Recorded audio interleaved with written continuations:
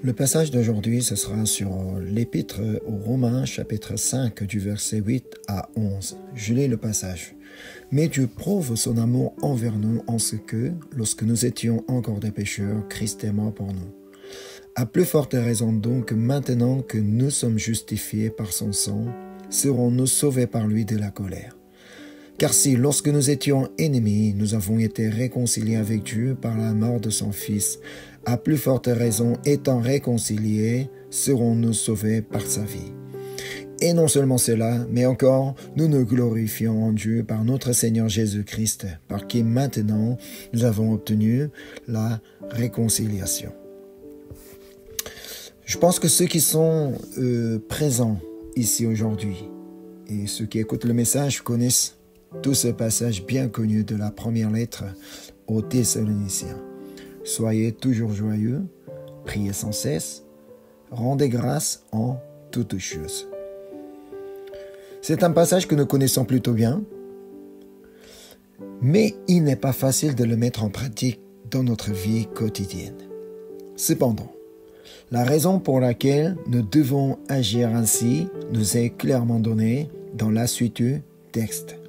C'est 1 Thessaloniciens, chapitre 5, verset 18. « Rendez grâce en toutes choses, car c'est à votre égard la volonté de Dieu en Jésus-Christ. » Non pas seulement rendre grâce en toutes choses est la volonté de Dieu à notre égard, mais aussi nous réjouir toujours et prier sans cesse font partie également. Mais le problème, c'est que nous n'arrivons pas à trouver des raisons pour être toujours joyeux. Nous ne comprenons pas pourquoi nous devrions prier sans cesse et nous pensons qu'il n'y a aucune raison de rendre grâce en toutes choses. Parce que nous ne connaissons pas ces raisons. Peu importe que ce soit la volonté de Dieu, nous ne pouvons pas être toujours joyeux. Nous ne prions pas sans cesse et nous ne rendons pas grâce en toutes circonstances. En effet, nous ne savons pas pourquoi nous devrions agir ainsi. C'est parce que nous ne savons pas pourquoi nous devrions agir ainsi. Alors, comment être joyeux quand il n'y a rien de réjouissant? Comment prier sans cesse quand cela semble inutile? Et comment remercier en toutes choses quand il n'y a aucune raison de le faire? Nous pourrions poser ces questions. À ces interrogations, le passage biblique d'aujourd'hui rapporte cette réponse. La raison pour laquelle nous devons toujours être joyeux, c'est Jésus-Christ. La raison pour laquelle nous devrions prier sans cesse, c'est aussi Jésus-Christ. Et la raison pour laquelle nous devrions rendre grâce en toutes choses, c'est encore Jésus-Christ. Nous cherchons sans cesse des raisons ailleurs qu'en Jésus pour justifier notre joie, nos prières ou notre reconnaissance. C'est pour cela que nous n'arrivons pas à être toujours joyeux, à prier sans cesse ou à rendre grâce en toutes choses. Ainsi, en ce jour de culte de l'action de grâce, je bénis chacun de vous au nom de Jésus-Christ, afin que la joie, la prière et la reconnaissance soient restaurées dans vos vies par la grâce. Le passage biblique d'aujourd'hui nous assure qu'il existe des raisons suffisantes pour nous réjouir, prier et remercier en toutes circonstances. C'est le verset 8 qui nous le dit. « Mais Dieu prouve son amour envers nous, en ce que lorsque nous étions encore des pécheurs, Christ est mort pour nous. » Nous avons des raisons de rendre grâce en toutes circonstances. C'est à cause de l'amour de Dieu. Dieu a confirmé son amour pour nous à travers Jésus-Christ. Il nous a montré à quel point il nous aime en envoyant Jésus mourir pour nous alors que nous étions encore pécheurs. Ce n'est pas parce que nous méritions d'être aimés, mais parce que, malgré notre indignité, il nous a aimés si profondément qu'il a envoyé Jésus-Christ sur cette terre. Par sa mort, il a manifesté son immense amour pour nous. Cet amour est inébranlable. Rien ne peut le briser. C'est pour cela que nous avons toujours des raisons de rendre grâce. Je lis Romains chapitre 8, verset 35. « Qui nous séparera de l'amour de Christ? Sera-ce la tribulation, ou l'angoisse, ou la persécution, ou la faim, ou la nudité, ou le péril, ou l'épée? Mon amour pour le Seigneur peut changer, mais l'amour du Seigneur pour moi ne change jamais. En réalité, l'amour du Seigneur pour moi ne peut pas changer, car Dieu lui-même est amour. Même si personne d'autre ne m'aime, Dieu m'aime. Et il m'aimera jusqu'à la fin, inlassablement. Si vous vous demandez comment savoir que Dieu nous aime, c'est parce que la Bible le déclare. Et nous dit que Dieu a tant aimé le monde qu'il a envoyé son Fils unique Jésus-Christ et qu'il l'a offert en sacrifice d'expiation pour nos péchés. C'est ce que dit 1 Jean chapitre 4 versets 9 et 10. L'amour de Dieu a été manifesté envers nous en ce que Dieu a envoyé son Fils unique dans le monde afin que nous vivions par lui. Et cet amour consiste non point en ce que nous avons aimé Dieu, mais en ce qui nous a aimés et a envoyé son Fils comme victime expiatoire pour nos péchés. Lisons encore le verset 8 du texte aujourd'hui qui rejoint ces versets. Mais Dieu prouve son amour envers nous, en ce que lorsque nous étions encore des pécheurs, Christ est mort pour nous. Dieu nous a montré en disant, voici comment je vous aime. Combien je vous aime. C'est une preuve claire et indiscutable. La raison pour laquelle nous avons des raisons d'être reconnaissants, c'est Jésus-Christ. Jésus est venu sur cette terre pour moi et il est mort pour moi. Voilà pourquoi j'ai des raisons de rendre grâce. Aujourd'hui, suis-je véritablement reconnaissant pour cette grâce? Et c'est le cas. Entrons plus concrètement dans ce sujet. Pourquoi la mort de Jésus est-elle une raison de reconnaissance pour moi? Regardons de plus près ce que nous dit le passage d'aujourd'hui. Le verset 9. À plus forte raison donc que maintenant que nous sommes justifiés par son sang, serons-nous sauvés par lui de la colère. Nous avons une bonne raison d'être reconnaissants. C'est parce que nous avons été déclarés justes grâce à la mort de Jésus-Christ. En d'autres termes, nos péchés ont été pardonnés par le sang de Jésus. En tant que pécheurs, il est impossible d'échapper à la colère de Dieu. En tant que pécheurs, nous sommes destinés à mourir et à être séparés de Dieu pour l'éternité, autrement dit, à aller en enfer. La mort physique ne signifie pas la disparition de notre existence. Bien que notre corps se décompose et disparaisse, notre esprit continue d'exister éternellement. Après la mort de notre corps, notre esprit n'a que deux destinations possibles, le royaume de Dieu ou l'enfer. Un pécheur déclaré juste par le sang de Jésus-Christ, c'est-à-dire un pécheur pardonné, ira au ciel. Mais un pécheur non pardonné ira en enfer. La destination finale de notre âme dépend de Jésus-Christ. Selon que l'on croit en Jésus ou non, notre avenir éternel sera soit dans le ciel, soit en enfer. Nous sommes tous nés pécheurs, incapables d'accéder au royaume des cieux par nos propres moyens. Personne n'est venu au monde avec le mérite d'entrer au ciel. Avant de devenir enfants de Dieu, nous étions par notre nature même des enfants de colère. C'est ce que nous enseigne l'épître aux Éphésiens. Éphésiens chapitre 2, versets 2 et 3. Dans lesquels vous marchiez autrefois selon le train de ce monde, selon le prince de la puissance de l'air, de l'esprit qui agit maintenant dans le fils de la rébellion.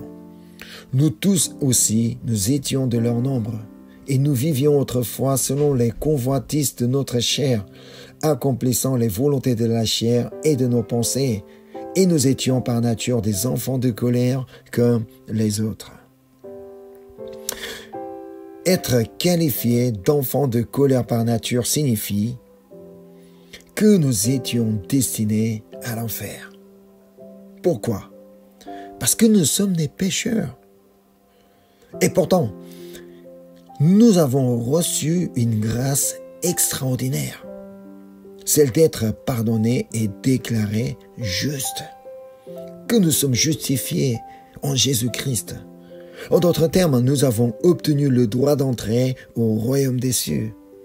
Tout cela grâce à Jésus-Christ. C'est ce que dit Romains chapitre 3, versets 23 et 24. Car tous ont péché et sont privés de la gloire de Dieu. Et ils sont gratuitement justifiés par sa grâce, par le moyen de la rédemption qui est en Jésus-Christ. Amen. Nous sommes gratuitement justifiés par sa grâce. Jésus-Christ est cette grâce. La grâce que nous avons reçue est Jésus-Christ. Pourtant, cela ne signifie pas que tout le monde est justifié. Alors, qui peut être justifié? Seuls ceux qui croient en Jésus-Christ peuvent être justifiés. Romains chapitre 5, verset 1 dit « Étant donc justifiés par la foi, nous avons la paix avec Dieu par notre Seigneur Jésus-Christ. » Ainsi, la raison pour laquelle nous avons un motif de reconnaissance est Jésus-Christ. Car quiconque croit en Jésus-Christ est déclaré juste par son sang et reçoit le droit d'entrer au royaume des cieux. C'est là la grâce extraordinaire que nous avons reçue. Mais ce n'est pas tout. Nous n'avons pas seulement été justifiés par Jésus-Christ, nous avons également été réconciliés avec Dieu. Comme le montre le verset 1, en croyant en Jésus-Christ, nous sommes justifiés. Et par Jésus-Christ, nous avons désormais la paix avec Dieu. C'est le verset 10. Car si, lorsque nous étions ennemis, nous avons été réconciliés avec Dieu par la mort de son Fils, à plus forte raison étant réconciliés, serons-nous sauvés par sa vie. Nous, les pécheurs, étions des êtres incapables de nous rapprocher de Dieu à cause de nos péchés. Comment un pécheur pourrait-il se tenir devant Dieu, le saint, le parfait, le Dieu juste? C'est pourquoi Ésaïe chapitre 59, verset 2 dit « Mais ce sont vos crimes qui mettent une séparation entre vous et votre Dieu. Ce sont vos péchés qui vous cachent sa face et l'empêchent de vous écouter. » L'important ici, comme je l'ai déjà mentionné précédemment, c'est que nous ne sommes pas devenus des pécheurs à cause de nos péchés, mais c'est parce que nous sommes pécheurs que nous péchons. Nous sommes tous nés pécheurs, c'est pourquoi nous avons péché sans cesse et continuons à être confrontés à la tentation du péché. Ainsi, à cause de ces natures pécheresses, nous étions éloignés de Dieu, mais grâce à Jésus-Christ, nous avons été rapprochés de Dieu et avons obtenu le droit de nous rapprocher de lui. Alors, comment ne pas être reconnaissant? Comment ne pas lui rendre grâce? Parce qu'avec le sang de Jésus-Christ, nos péchés ont été pardonnés et nous nous sommes rapprochés de Dieu. Nous avons une raison pleinement valable de rendre une grâce. Je lis Éphésiens chapitre 2 verset 13. Mais maintenant en Jésus-Christ, vous qui étiez jadis éloignés, vous avez été rapprochés par le sang de Jésus-Christ. Amen. Et encore, Hébreux chapitre 10 verset 19. Ainsi donc, frères, puisque nous avons, au moyen du sang de Jésus-Christ, une libre entrée dans le sanctuaire. Il y a 2000 ans, Grâce au sang précieux versé pour nous, nos péchés ont été lavés et nous avons été rapprochés de Dieu. Aujourd'hui, nous avons eu le courage d'entrer dans la présence de Dieu, dans son sanctuaire grâce à ce même sacrifice de Jésus-Christ. Cela signifie qu'il est grâce à Jésus-Christ que nous avons la possibilité de venir devant Dieu en ce jour d'adoration. Cependant, cela ne signifie pas que tout le monde a été rapproché de Dieu par le sang de Jésus-Christ. Seuls ceux qui croient en Jésus-Christ, qui croient qu'il a versé son sang pour nous, sont purifiés par son sang et peuvent se rapprocher de Dieu. Ainsi, si vous croyez que Jésus-Christ est mort sur la croix, versant tout son sang pour nous, pour vous, soyez reconnaissants pour ses grâces. Jésus, qui n'a fait aucun péché et qui n'avait aucune raison de mourir, a souffert et est mort en versant son sang pour un pécheur que je suis. Grâce à lui, nous avons été rendus justes et avons reçu la grâce de nous rapprocher de Dieu. Comment ne pourrions-nous pas être reconnaissants? De plus, grâce à Jésus-Christ, nous avons reçu le salut et la promesse d'entrer dans le royaume des cieux. Comment ne pas lui remercier? Comment ne pas être reconnaissant? Cependant, si je dis que je n'ai aucune raison de rendre grâce, c'est parce que je cherche cette raison ailleurs. Il est facile de dire que nous rendons grâce lorsque Dieu répond à nos prières, guérit nos maladies ou résout nos problèmes. Mais, même si Dieu ne répond pas à nos prières, ne guérit pas nos maladies ou ne résout pas nos problèmes, nous avons toujours une raison de rendre grâce. Cette raison est Jésus-Christ. Par Jésus-Christ, Dieu a confirmé son amour pour nous. Par Jésus-Christ, nous avons été déclarés justes. Par Jésus-Christ, nous avons acquis le droit de nous approcher de Dieu. Et par Jésus-Christ, nous avons obtenu le salut. C'est pourquoi nous avons amplement de raisons de rendre grâce dans notre vie. De plus, la raison pour laquelle nous pouvons toujours être dans la joie est également Jésus-Christ. Car c'est par Jésus-Christ que nous avons été rapprochés de Dieu. Romains chapitre 5, verset 11. Et non seulement cela, mais encore, nous nous glorifions en Dieu par notre Seigneur Jésus-Christ, par qui maintenant nous avons obtenu la réconciliation. Avant de croire en Jésus, nous vivions une vie sans relation avec Dieu.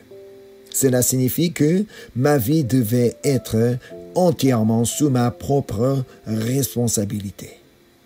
Pour quelqu'un qui vit dans la peur et l'inquiétude pour son avenir, qui doit constamment tout gérer par lui-même, il est difficile de trouver de la joie dans la vie. Cependant, en me rapprochant de Dieu et en croyant que Dieu est mon roi, le Seigneur de ma vie, ne puis-je pas confier mon avenir à lui et ainsi me réjouir aujourd'hui? Ce que signifie se rapprocher de Dieu par Jésus-Christ est expliqué dans Jean chapitre 1, verset 12. Mais à tous ceux qui l'ont reçu, c'est Jésus-Christ, à ceux qui croient en son nom, il a donné le pouvoir de devenir enfants de Dieu. Mon Père est le Dieu Tout-Puissant qui a créé les cieux et la terre. Alors pourquoi devrais-je m'inquiéter, avoir peur ou être triste seul? C'est pourquoi 1 Pierre chapitre 5 verset 7 dit ainsi: déchargez-vous sur lui de tous vos soucis, car lui-même prend soin de vous. À quel point est-il merveilleux et joyeux de savoir qu'il y a quelqu'un à qui nous pouvons confier nos préoccupations, à qui nous pouvons nous décharger. À quel point est-il merveilleux et joyeux de savoir qu'il y a quelqu'un qui veille sur nous sans cesse, qui prend soin de nous sans cesse. Ainsi, partout et à tout moment, nous n'avons pas besoin de lutter seuls dans nos préoccupations et nos souffrances. Les paroles de promesse données au peuple d'Israël sont aussi des paroles données à nous aujourd'hui qui croyons en Jésus-Christ et qui sommes devenus ses enfants grâce à lui. C'est Deutéronome chapitre 31, verset 6. Fortifiez-vous et ayez du courage. Ne craignez point et ne soyez point effrayés devant eux. Car l'Éternel ton Dieu marchera lui-même devant toi. Il ne te délaissera point, il ne t'abandonnera point. Amen. La raison pour laquelle nous pouvons être forts et courageux. Pourquoi nous ne devons pas avoir peur ni trembler? C'est simplement parce que notre Père Céleste est avec nous et qu'il ne nous abandonnera jamais, qu'il ne nous rejettera jamais. Comme je l'ai mentionné plus tôt, l'amour qui nous a confirmé par Jésus-Christ est quelque chose que rien ni personne ne peut séparer ou arrêter. Si Dieu dit qu'il ne nous quittera pas, il ne nous quittera pas. Et s'il dit qu'il ne nous abandonnera pas, il ne nous abandonnera jamais. Quelle grâce incroyable cela représente. Nous devons maintenant vivre dans la présence de Dieu qui est avec nous et mener une vie qui lui demande tout ce dont nous avons besoin. Car il a promis que tout ce que nous demandons en son nom, il nous le donnera. C'est ce que dit l'évangile de Jean chapitre 16, verset 24. C'est Jésus qui parle. Jusqu'à présent, vous n'avez rien demandé en mon nom, demandez. Et vous recevrez afin que votre joie soit parfaite. Ce sont les paroles de Jésus-Christ. Il nous dit que si nous demandons en son nom quelque chose, nous recevrons. Tout ce que nous demandons en son nom, il nous le donnera. Quelle bénédiction de pouvoir demander à un tel interlocuteur. Aujourd'hui, si nous disons qu'il n'y a aucune raison d'être reconnaissant ou de se réjouir, c'est que nous ignorons les raisons évidentes qui sont devant nous. Il n'y a aucune excuse. Si nous croyons en Jésus-Christ, en lui seul, nous avons toutes les raisons de rendre grâce, de nous réjouir et de prier. Parce qu'à travers Jésus-Christ, nous avons vu l'ampleur de l'amour de Dieu. Nous avons été justifiés par lui. Nous avons été réconciliés avec Dieu. Et à travers lui, nous avons reçu le salut et sommes appelés à entrer dans le royaume des cieux. Il n'y a pas de plus grande raison de reconnaissance, pas de raison plus grande de joie. Nous croyons que lorsque nous prions en son nom, notre reconnaissance et notre joie déborderont chaque jour davantage. Je souhaite sincèrement que chacun de nous, ici présent, ne cherche pas les raisons de sa reconnaissance et de sa joie ailleurs que Jésus-Christ. On ne peut pas les trouver. Ce que nous pouvons trouver n'est que temporaire. Il faut trouver la raison éternelle.